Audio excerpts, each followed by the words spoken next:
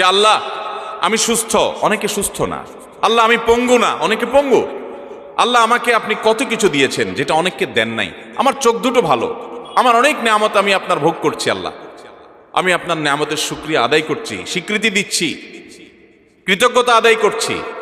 হে আল্লাহ, আপনার রাসূলের প্রতি আপনি রহমত নাজিল করেন।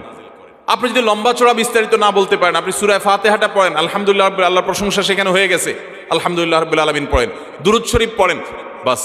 এরপরে আপনি এবার বলেন আল্লাহ আপনি আমাকে মাফ করে দেন। আল্লাহ আমার বাবা চলে গেছেন, তাকে মাফ করে দেন। আল্লাহ আমার মা দুনিয়া থেকে চলে গেছেন, তাকে মাফ করে দেন। ভাইরা আমার, আসল কথা হলো আমরা সেই ব্যথাটাই অনুভব করি না। আপনার মৃত আত্মীয় স্বজনের জন্য যদি আপনার সেই ফিলিংস কাজ করতো তো চোখের পানি ফেল ফেল ফেল করে আসতো।